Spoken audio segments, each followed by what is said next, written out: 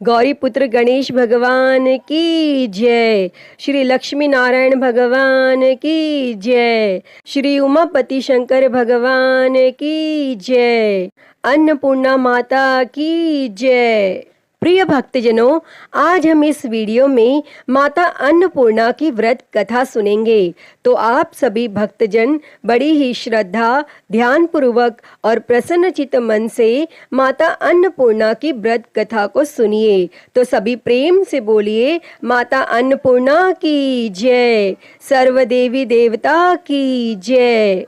एक समय की बात है, काशी निवासी धनंजय की पत्नी का नाम सुलक्षणा था। उसे अन्य सब सुख प्राप्त थे, केवल निर्धनता ही उसके दुख का एकमात्र कारण थी। यह दुख उसे हर समय सताता रहता था। एक दिन सुलक्षणा अपने पति से बोली, स्वामी, आप कुछ उद्यम करो तो काम चले। इस प्रकार कब तक काम चलेगा? तब सुलक्षणा की बात धनंजय के मन में बैठ गई और वह उसी दिन विश्वनाथ शंकर जी को प्रसन्न करने के लिए बैठ गया और कहने लगा, हे देवाधिदेव विश्वेश्वर, मुझे पूजा पाठ कुछ आता नहीं है, केवल आपके भरोसे बैठा हूँ। और इतनी विनती करके वह 2-3 दिन भूखा प्यासा बैठा रहा और यह देखकर भगवान शंकर ने उसके कान में अन्नपूर्णा अन्नपूर्णा अन्नपूर्णा इस प्रकार 3 बार कहा। और यह कौन क्या कह गया? और इसी सोच में धनंजय पड़ गया कि मंदिर से आते ब्राह्मणों को देखकर पूछने लगा, पंडित जी, अन्नपूर्णा कौन है? तब ब्राह्मणों ने कहा, तू अन्न छोड़ बैठा है, सो तुझे अन्न की ही बात सूझती है। जा घर जाकर अन्न ग्रहण कर। तब धनंजय घर गया और स्त्री से सारी बात कही। तब वह बोली, नाथ, चिंता मत करो, स्वयं शंकर जी ने यह मंत्र दिया है, वे स्वयं ही खुलासा करेंगे। आप फिर जाकर उनकी आराधना करो। तब धनंजय फिर जैसा का तैसा पूजा में बैठ गया।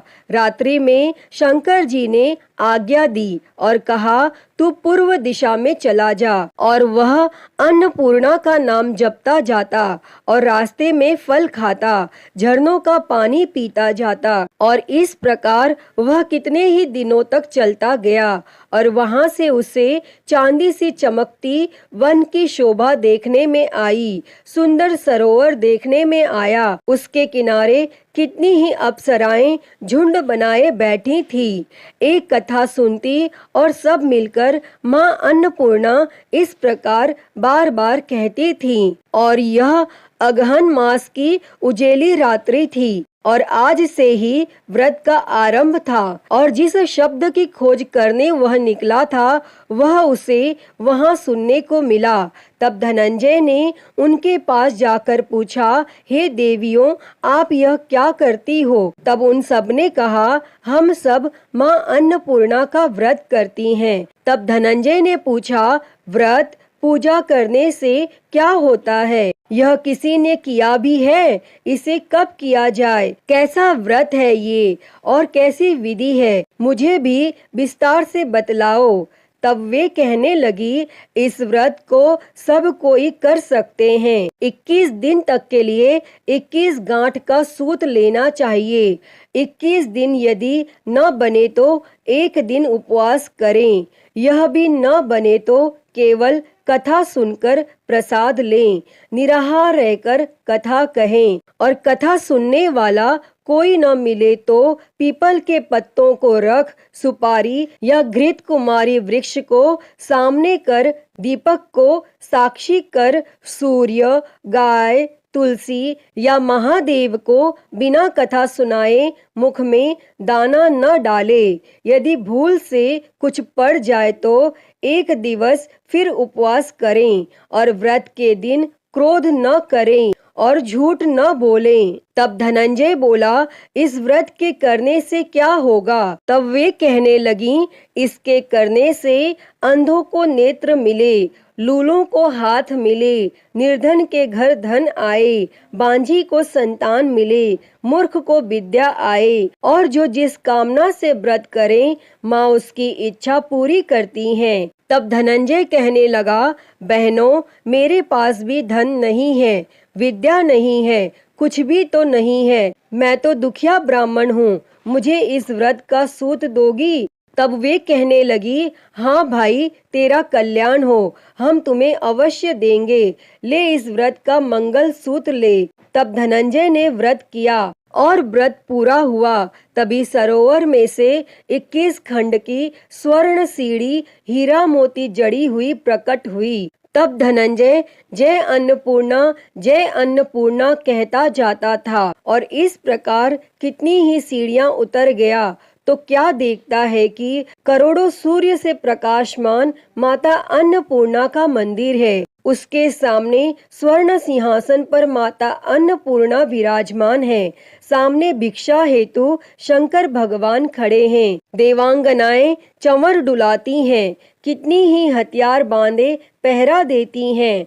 तब धनंजय दौड़कर जगदम्बा के चरणों में गिर गया। तब देवी उसके मन का कलेश जान गई और धनंजय कहने लगा, माता, आप तो अंतर्यामिनी हो, आपको अपनी दशा क्या बताऊं? तब माता बोली, मेरा व्रत किया है, जा संसार तेरा सत्कार करेगा। तब माता ने धनंजय की जीवा पर बीज मंत्र लिख दिया और अब तो उसके रोम रोम में विद्या प्रकट हो गई। इतने में क्या देखता है कि वह काशी विश्वनाथ के मंदिर में खड़ा है और माँ का वरदान ले धनंजय घर आया और सुलक्षणा से सब बात कही और माता जी की कृपा से उसके घर में संपत्ति उमड़ने लगी और छोटा सा घर बहुत बड़ा गिना जाने लगा।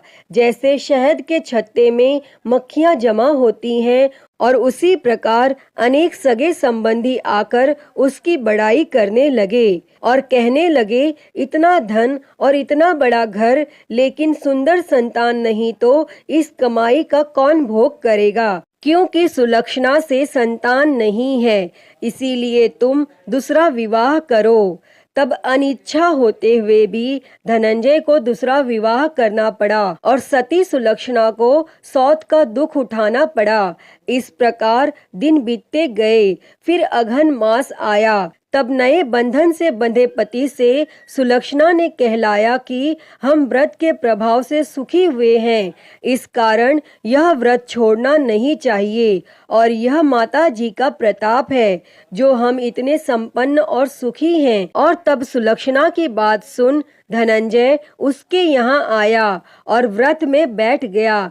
तब नई बहू को इस व्रत की खबर नहीं थी और वह धनंजय के आने की राह देख रही थी। तब दिन बीतते गए और व्रत पूर्ण होने में 3 दिवस बाकी थे कि नई बहू को खबर पड़ी और उसके मन में ईर्ष्या की ज्वाला दहकने लगी थी और वह सुलक्षणा के घर आ पहुंची और उसने वहां भगदड़ मचा दी।